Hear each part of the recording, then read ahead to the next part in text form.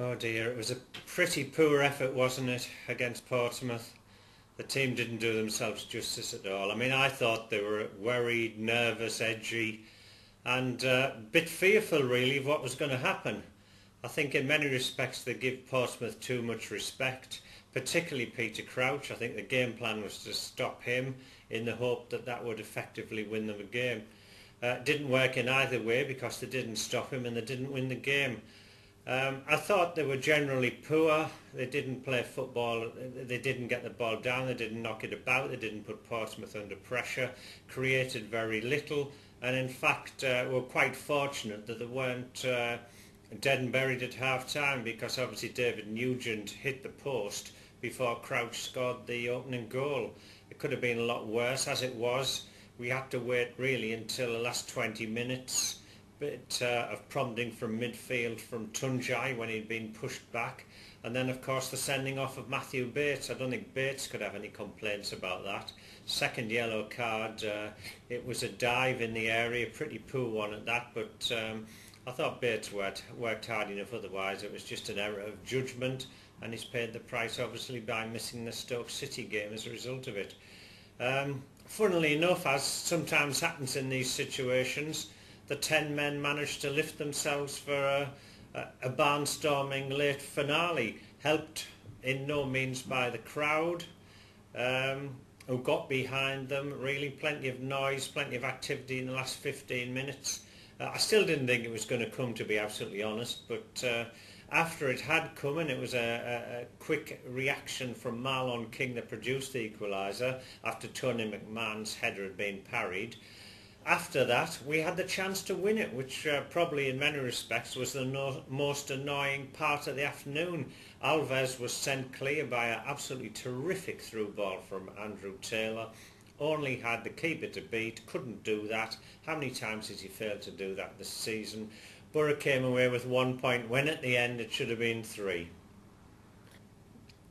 Earlier in the week we had reports circulating that Gareth Southgate's job was believed to be under threat. This came from an alleged story that the bookies had suspended betting on the next manager to be sacked, and particularly betting on Gareth Southgate in that respect. At the end of the day, nobody really seemed to know where the story had come from. I don't think that any betting was suspended that I could find. And in addition to that, calls to the club, they wondered what on earth was going on. Nobody knew anything about it. It's funny how these rumours start, but start they did, and for a while there was a belief throughout the town that Gareth Southgate might be leaving. That's not the case. I've believed all along that Southgate's had terrific support from the top, from Steve Gibson, Keith Lamb.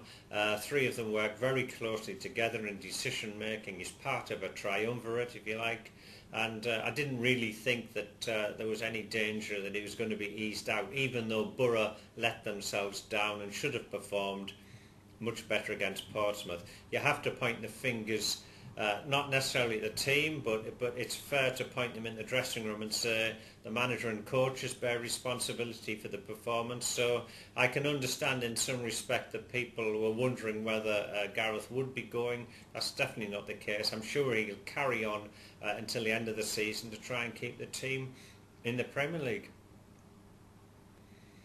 After failing to beat Portsmouth, Boro's situation is now very, very difficult. All the other results did go their way in the Premier League. They should have taken advantage of it. They weren't able to do that. They're still 2 points adrift, and that's a huge gap, especially when you're looking at away games at Stoke and Bolton to come. Stoke's going to be very, very tough. The newly promoted side have a habit of raining ball after ball into your own penalty area. It's very difficult to deal with it, very difficult to break out, but that's basically what Boro have got to do. I'm sure they'll go there to be defensive minded. In fact, it's quite clear that the whole week in training is going to be spent with David Wheater and Robert Huth in particular with sore heads, because I'm sure they're going to be asked to head ball after ball away in practice for what they're going to get at the Britannia Stadium.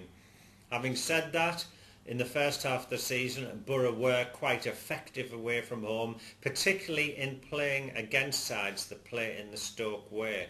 Quick breaking was what it was all about, and they've got to get back to that. They've got Jeremy Ali-Adier back in the side now, back on the flank, and with Stuart Downing on the other side, I think Boro are quite capable of making inroads down both flanks and hopefully creating chances. If they can score goals on the break, then they can yet win this game. Victory would make a massive difference, but 9 games to go, time is running out. They've got to do something.